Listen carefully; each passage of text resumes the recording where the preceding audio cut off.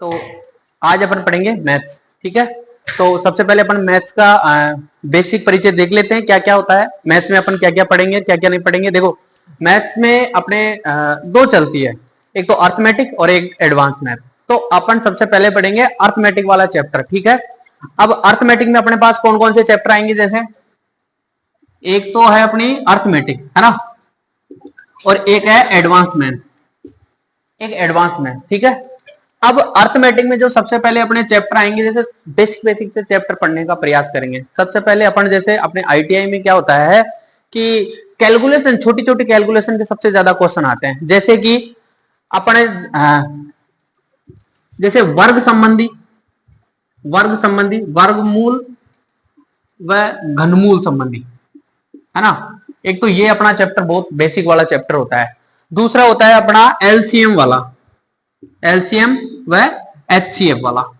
एक अपना इसमें चलता है भिन्न और सरलीकरण, भिन्न भी चलता है और भिन्न व सरलीकरण, सरलीकरण।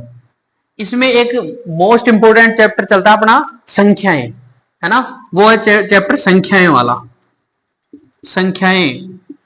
इसके बाद में क्या चलता है अपना औसत चलता है, क्या चलता है औसत, औसत को अपन पढ़ेंगे। फिर इसके बाद में देखिए प्रतिशत, प्रतिशत देखेंगे,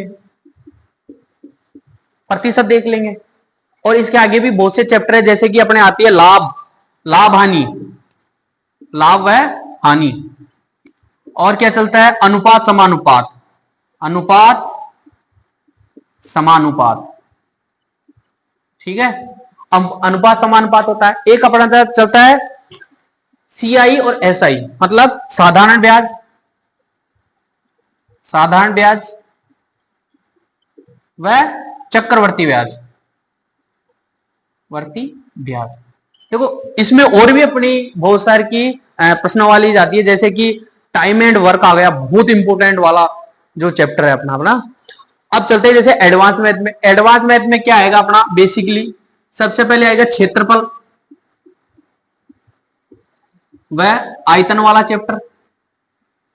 भाई एक तो सबसे मोस्ट इंपोर्टेंट यही होता है अपना क्षेत्रफल और आयतन वाला। एक त्रिकोणमिति वाला चैप्टर बहुत अच्छा है, त्रिकोणमिति, त्रिकोणमिति, त्रिकोणमिति, है ना। एक आता है एलजेब्रा वाला, एलजेब्रा, है ना, तो और एलजेब्रा।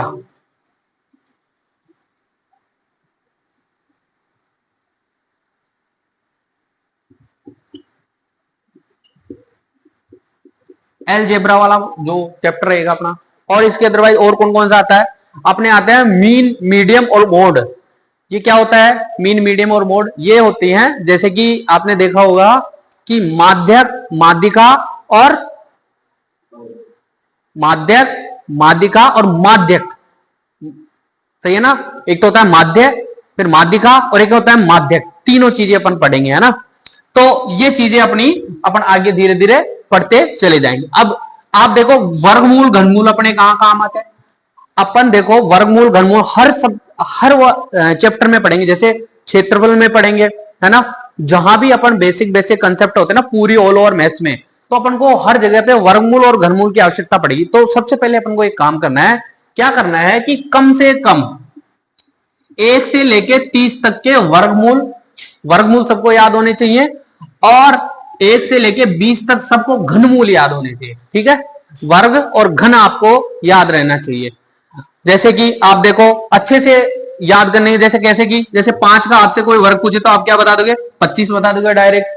जैसे कि 6 का तो कितना बता दोगे, 36 बता दोगे।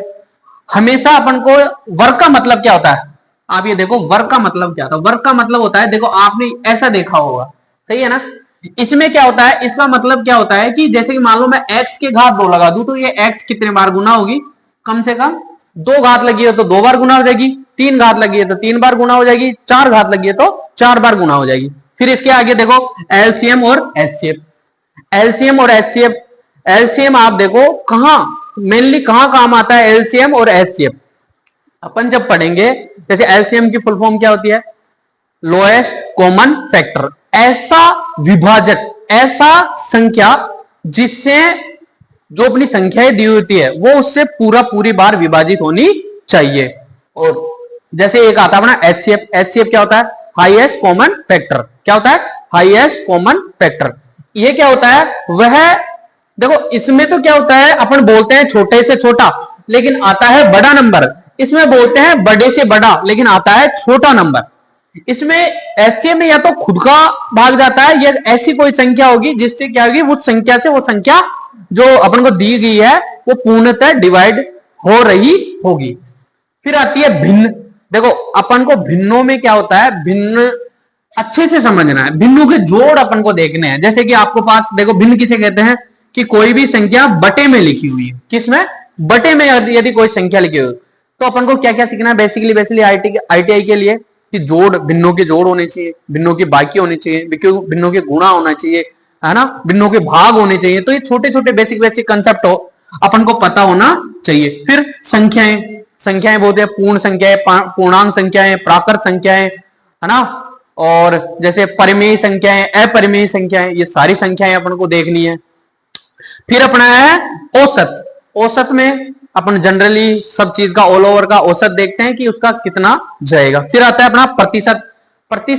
प्रतिशत का मतलब सीधे से अपन सकते हैं किसी भी संख्या को 100 में से काउंट करते हैं, है ना, 100 में से काउंट करते हैं। जैसे कि मान लो कि किसी कक्षा में 36 बच्चे हो तो 36 से अपन प्रतिशत में लेंगे ना तो 36 को क्या मानेंगे? 100 मानेंगे। अब अपन पूछे कि 36 में से मान लो 6 फेल हो गए और 30 पास हो गए तो अपन परसेंटेज निकालेंगे तो क्या करेंगे? 6/36 कर देंगे, भाई 6 फेल हो गए। और प्रतिशत निकालने के लिए इसको गुणा किससे कर देंगे? 100 से गुणा कर देंगे, ठीक है।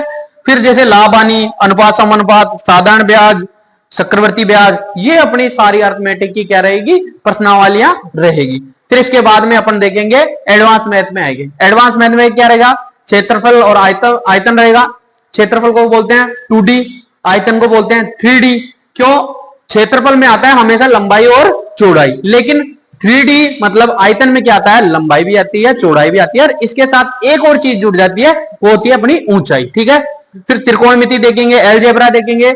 इन सारी प्रश्नावलियों को अपन एक एक करके अध्ययन करेंगे। तो सोमवार के दिन से अपन प्रॉपर बेसिकली सारी ऑल ओवर मैथ को पढ़ेंगे और कंटिन्यू अपन क्लास लेंगे, ठीक है।